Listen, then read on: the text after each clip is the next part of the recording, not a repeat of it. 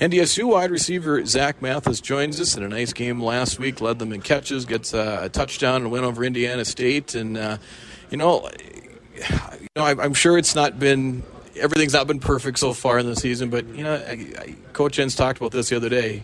You're 1. You're still you're still at the top of the heap right now, and you probably feel like you haven't played your best football yet. I am right there with them. I don't think we've come close to playing our best football, but fortunately we are still 5-1, and we have lots of room to improve. But being 5-1 and honestly being where we all feel as a team and with the coaching staff, as the potential we have with this team, we can really become something special.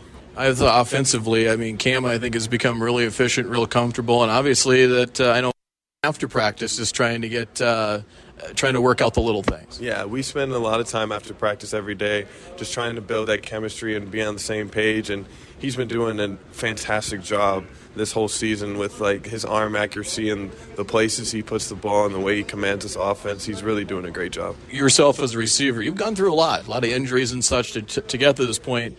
To finally get through now and to contribute and be a big part of an offense that's got a lot of weapons to it, it's got to be satisfying for you. Oh yeah, it's definitely a sigh of relief after never knowing if it was going to come or if it was going to happen for me with those injuries and those setbacks. And so to actually do something, and even something in the fourth quarter when we really needed, it feels amazing. There had to be some pretty down moments in your time here. Oh, yeah.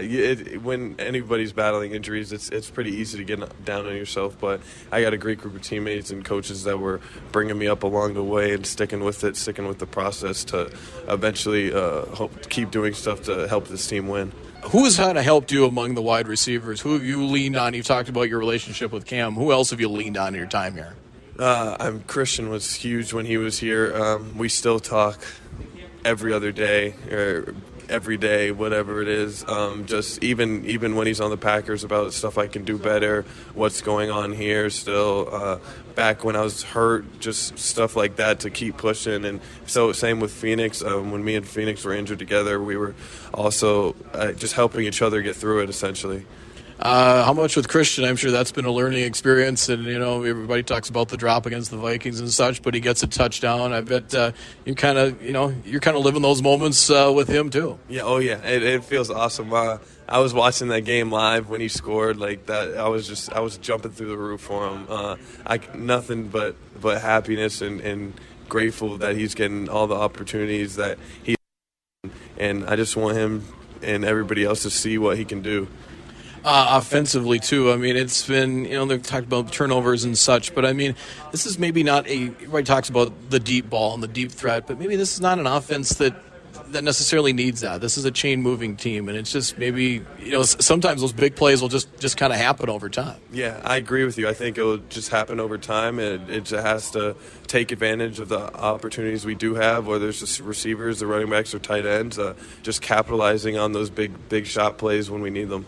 South Dakota State comes in, and it's just such a huge rivalry game. It means a lot, and you guys have checked a lot of boxes over the years and with your goals, but there's one that's been unchecked last couple of years actually, is losing to the Jacks. Yeah, we're looking to turn that around this year. It's been a sour taste the past 2 years, and we're definitely there's a whole lot of juice in this environment, in the locker room and on the practice field, and we're looking to take that rock back home.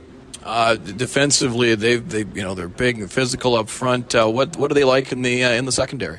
Their secondary is very, very solid group. Their safeties like to play low and get in the run game, which is how they're most likely going to attack us. That's what we're preparing for.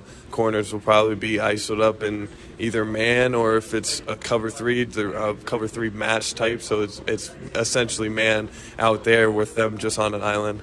If they're relying heavy on the run game, is that might be a possibility. Something breaks on the outside for you. That's the hopeful point. Hopefully we capitalize on that, and we do have a very strong run games. But if they can't stop it, they can't stop it. We won't have to throw it. That's kind of interesting with your passing game as well. Is like the running backs, the tight ends, everybody gets involved, and in that way.